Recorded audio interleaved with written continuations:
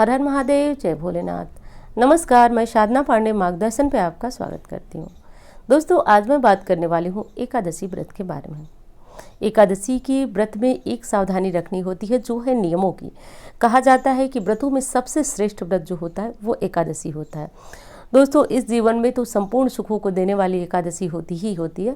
मृत्यु पर्यंत भी इसके पुण्य से व्यक्ति विष्णु धाम को प्राप्त करता है। तो एकादशी का महत्व तो इतना बड़ा है कि हम सभी को जीवन में एकादशी का व्रत अवश्य धारण करना चाहिए। यदि एकादशी का व्रत आप धारण करते हैं तो अति उत्तम, नहीं करते हैं तो भी आपको इन नियमों का ध्यान रखना है। और ये उपाय कहना तो गलत होगा। दोस्तों, आज के दिन मैं कुछ ऐसा बताने वाली हूँ जिससे कुंडली में गुरु पीड़ित हो, कमज़ोर हो, किसी भी स्थिति में हो, जिससे आपको पति का सुख नहीं मिल पा रहा हो, संतान का सुख नहीं मिल पा रहा हो, धन संबंधी दिक्कतें आ रही हों, बच्चे हैं तो शिक्षा से मन भटकता हो, या फिर शिक्षा में सफलता नहीं मिल रही है, सरकारी नौकरी नहीं मिल रही है। तो ज्ञान जहाँ भी देने या लेने की बात आती है वहाँ गुरु को देखा जाता है। तो कुंडली में यदि गुरु की स्थिति सही नहीं है, कमज़ोर है, पीड़ित है, किसी तरह से गुरु अस्त है, मृत है, तो ऐसी स्थितियों में आपको एकादशी का ये उपाय अवश्य करना चाहिए। गुरु बहुत महत्वपूर्ण होते हैं कुंडली विश्लेषण के समय, तो गुरु को मजबूत कर लीजिएगा, बलवान कर लीजिएगा। अब एक चीज़ का ध्यान रखिएगा, यदि आप व्रत रखते हैं तब तो आपको दिक्कत नहीं होगी कोई भी उपाय प्रयोग करने के लिए। लेकिन आप व्रत नहीं रखते हैं तो इस चीज़ का ध्यान रखिएगा कि बिना व्रत के भी आप चावल मत खाइएगा आज। मतलब सारा खाना आप खाइएगा, लहसुन प्याज मत खाइएगा, चावल मत खाइएगा। और तेल वगैरह जो है वो खा सकते हैं, उतनी ज़्यादा मनाही नहीं है। लेकिन ज़्यादा अच्छी तरह से और पवित्रता से करना चाहते हैं तो सरसों तेल के जगह पे रिफाइंड ऑयल का यूज आज खाने में कर लीजिएगा। अब क्या करना है आपको कि सुबह सवेरे आपको जगना है। लेकिन व्रतधारी के लिए एक नियम और है, आपको 10वीं तिथि में इस चीज़ का ध्यान रखना चाहिए कि आप जो है सूर्यास्त के पहले खाना खा लें। यानी सूर्य डूबने से पहले आपको जो भी खाना हो, चावल मत लीजिएगा, रोटी जो भी खाना हो आपको खा लीजिएगा, लेकिन सूर्यास्त से पहले खा लीजिएगा। ऐसा नियम, ऐसा शास्त्रों में बताया गया है कि जब व्यक्ति एकादशी व्रत के लिए सुबह पूजा के लिए उठे, पाठ के लिए उठे, तो उसके पेट में अन्न का कोई अंश नहीं होना चाहिए। पिछली बार मैंने ये बताया था तो कुछ लोग बोले थे कि हमको कॉन्स्टिपेशन रहते हैं, तो ऐसी स्थिति में हम क्या करें। देखिए, बीमारी परेशानी की चीज़ ही अलग है। सामान्यतया इस चीज़ को ध्यान दिया जाता है, जो हमारे शास्त्रों का नियम है कि व्रत जब हम रहें उससे एक दिन पूर्व शुद्ध, सात्विक और ब्रह्मचर्य का पालन करके रहें। क्योंकि अगले दिन, तो व्रत के एक दिन पहले एक दिन बाद का बहुत महत्व रखा जाता है विशेष एकादशी में। तो अगले दिन जो है आपको किसी तरह की दिक्कत ना हो, इसलिए सूर्यास्त से पहले भोजन करने की सलाह दी जाती है, वो भी बिना चावल के। अब क्या करना है आपको कि अगले दिन सुबह सवेरे आप जगिए। जगने के बाद जो है अपने दैनिक कर्म जो भी निपटाना है निपटा लीजिए। आज के दिन आप सूर्य को जब जल प्रदान कीजिए। सारी पूजा पाठ से पहले सूर्य नारायण को जल दिया जाता है, इस चीज़ को नोट कर लीजिएगा। तो सूर्य नारायण को जो जल देते हैं उसमें रोली, चंदन, अक्षत, फूल जो भी डालते हैं, आज सफ़ेद तिल यदि सूर्य नारायण को अर्पित करते हैं जल में डाल करके, तो इससे जो है आपके जीवन में जो धन आने के मार्ग हैं वो खुलते हैं। कहा जाता है कि तिल अर्पित करने से धन आने के मार्ग खुलते हैं, व्यक्ति का व्यवसाय जो होता है उसमें उन्नति मिलती है। तो आज ऐसा कर लीजिएगा। ऐसा आज ही क्यों, आप हर एकादशी पे कर सकते हैं, लेकिन शुरुआत आज से कीजिए। भाद्रपद का महीना भगवान विष्णु का कोई उपाय करने के लिए बेहद श्रेष्ठ माना जाता है।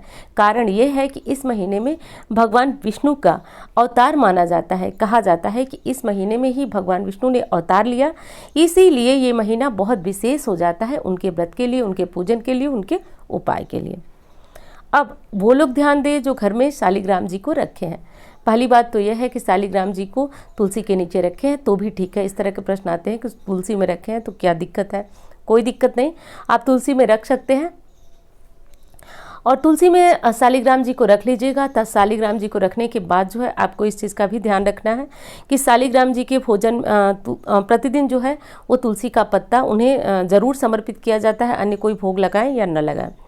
तुलसी जी को जल आज मत दीजिएगा। शालिग्राम जी के साथ हैं तो पूजन के दौरान उन्हें भी स्नान वगैरह करा सकते हैं, लेकिन इस तरह अकेले तुलसी जी रखे हैं तो आज उनको जल समर्पित नहीं करना है, भोग नहीं लगाना है। और क्यों नहीं लगाना है तो आप जानते हैं, आज उनका उपवास होता है। वो श्री हरि विष्णु की अनन्य भक्त हैं, इसलिए जल चढ़ाने से हमें पाप लगता है, दोष लगता है। तो ऐसा मत कीजिएगा।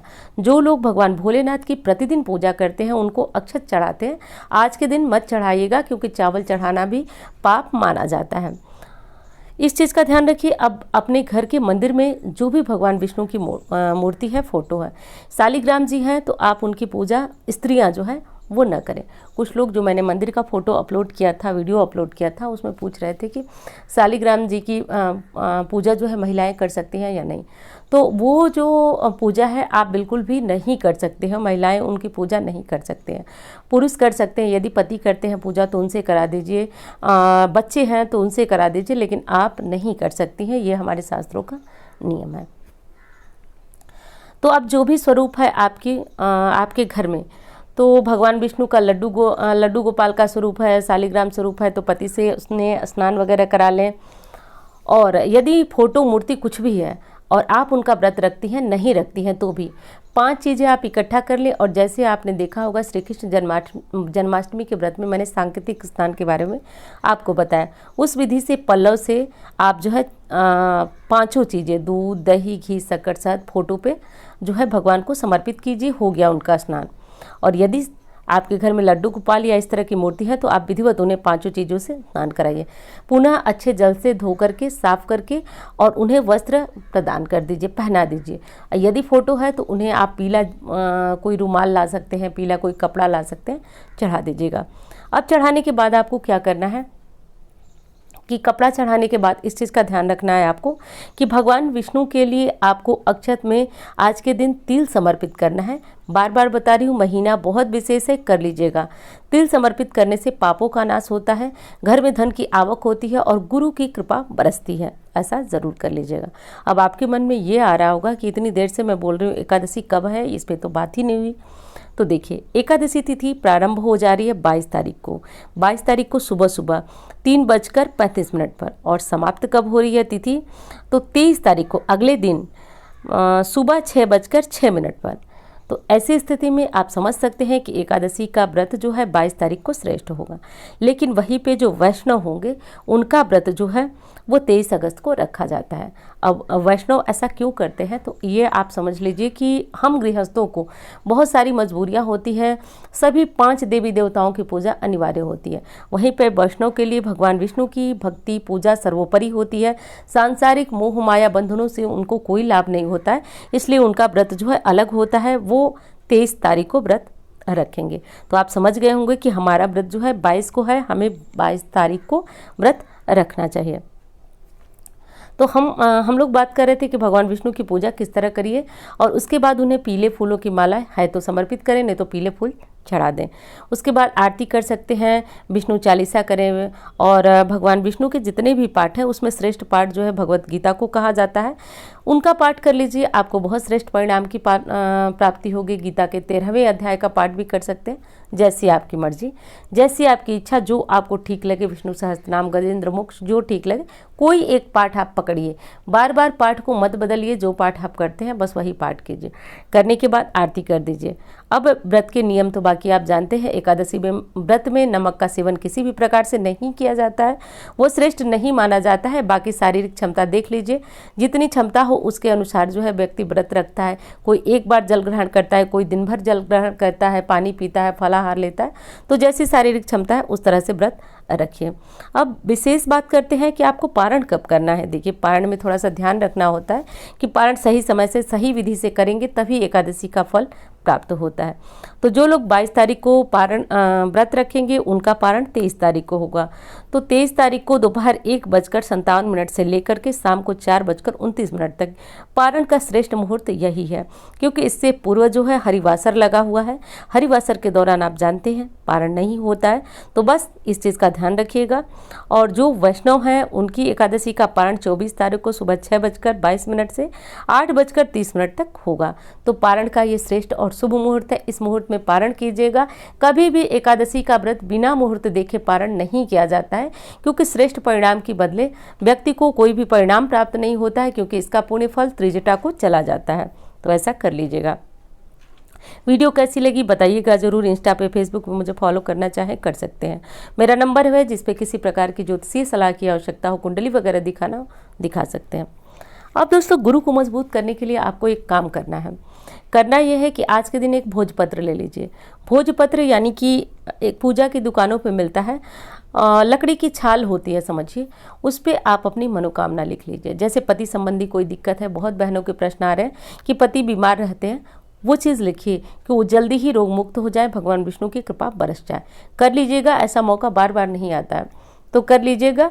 और अपनी जो भी मनोकामना हो, आप समझ सकते हैं, शीघ्र विवाह के लिए ज़रूर लिखिएगा। यदि मन में कोई कामना है तो ये विवाह नहीं होना या फिर विवाह के बाद सुख नहीं प्राप्त होना, ये भी कमज़ोर गुरु के लक्षण माने जाते हैं। तो लिख लीजिएगा मनोकामना। तो कोई भी मनोकामना आप कर सकते हैं, सोचिएगा मत इसमें, तो कर लीजिएगा। लिखने के बाद उसको अच्छी तरह से फोल्ड कर लीजिएगा। ध्यान रखिएगा, जिस साइड लिखे हैं उसी साइड से आपको फोल्ड करना है। फोल्ड करने के बाद यदि मंदिर में केले का पेड़ है, घर में केले का पेड़ है, जहाँ भी है, केले के पेड़ के नीचे थोड़ा सा खोद लीजिए मिट्टी और उसके नीचे वो भोजपत्र दबा दीजिए। दबाने के बाद आप भगवान विष्णु को एक दीपक जला दीजिए। ये उपाय कब करना है? तो सूर्यास्त से पहले करना है और 12 बजे के बाद करना है। तो दिन में 12 बजे के बाद करना है, 22 तारीख को करना है, ये भी बता देती हूँ आपको। तो 22 तारीख को कर लीजिएगा। ये महीना नारायण की भक्ति का सर्वश्रेष्ठ महीना माना जाता है, तो कामनाएं निश्चित रूप से पूर्ण होंगी। ऐसा कर लीजिएगा। आपको पता है कि यदि बच्चे कहना नहीं मानते हैं तो भी इसमें कमज़ोर गुरु के कारण ही ऐसा होता है, संतान, परिवार, विवाह, तो जो भी चीज़ें हैं समझ लीजिए। आपको ये उपाय रामबाण है, वरदान है, कर लीजिएगा। कब तक करना है ये भी जान लीजिए। लगातार अब आज से शुरू कर 11 एकादशी इस उपाय को कर लेना है, 11 एकादशी। और यदि लगता है कि आपने बहुत सारे उपाय किए, पूजा पाठ किए, कोई लाभ नहीं हो रहा, तो थोड़ा सा आपको इस चीज़ को करने के लिए ज़्यादा समय की आवश्यकता होगी। तो ऐसे में आप 21 दिन इस उपाय को कर लीजिएगा। साथ साथ भगवान विष्णु के किसी भी स्त्रोत का पाठ करते रहिए। भगवान विष्णु के गजेंद्र मोक्ष का पाठ कीजिए। यदि आप किसी कानूनी पचड़े में फंसे हुए हैं तो संतान गोपाल का पाठ कीजिए। यदि आपको संतान प्राप्त नहीं हो रही है, डॉक्टर ने भी आपको बहुत सारा इधर उधर उलझा कर रखा है, तो आप संतान गोपाल का पाठ अवश्य किया करें। कानूनी पचड़े में है तो आज सुंदरकांड का पाठ भी सर्वोत्तम माना जाएगा, क्योंकि आज मंगलवार का दिन है, तो कर लीजिएगा। यदि सुंदरकांड का पाठ करते हैं तो भी भगवान विष्णु बहुत ज़्यादा प्रसन्न होते हैं। और मैं तो कहूँगी कि आज से जो लोग किसी बहुत बड़ी मुसीबत में फंसे हुए हैं, उनको कोई रास्ता, कोई मार्ग नहीं दिखा रहा है, आज से सुंदरकांड का पाठ शुरू करके 40 दिनों तक आप सुंदरकांड का पाठ करें। महिलाएं कहेंगी कि वो 40 दिन नहीं कर सकती हैं, मैं बार बार आपको कहती हूँ 40 दिन। बीच के जो दिन होते हैं, जो पीरियड के दौरान छूट जाते हैं, उनको छोड़ दिया जाता है। अगले दिन, अगले समय में आपको इनको एडजस्ट कर लेना है, और ये चीज़ हमारे शास्त्रों से हमें छूट मिलती है। तो ऐसा कोई टेंशन वाली बात नहीं है। 40 दिनों का ये अनुष्ठान आज शुरू कीजिए, बेहद शुभ मुहूर्त है, तो कर लीजिएगा दोस्तों। और गुरु को बलवान करने की सबको आवश्यकता है। जीवन में खुशी है तो भी और परेशानी है तो भी कर लीजिएगा। वीडियो कैसी लगी बताइएगा ज़रूर। अच्छी लगती है तो लाइक किया करें। और हाँ, कमेंट बॉक्स में आप अपने विचार, अपने सुझाव बहुत लिखते हैं, मैं इसके लिए बहुत हृदय की गहराइयों से आपको धन्यवाद करती हूँ। इतने लिखते हैं कि जिनको मैं मतलब जवाब ही नहीं दे पाती हूँ, जबकि कोशिश पूरी रहती है। तो ऐसा कीजिएगा। और भगवान का नाम हमेशा लिया जाता है, चाहे वो लिख के लें, चाहे वो आप अपने मन से लें, जैसी भी आपकी इच्छा। तो मिलती हूँ इसी तरह की वीडियो के साथ। धन्यवाद।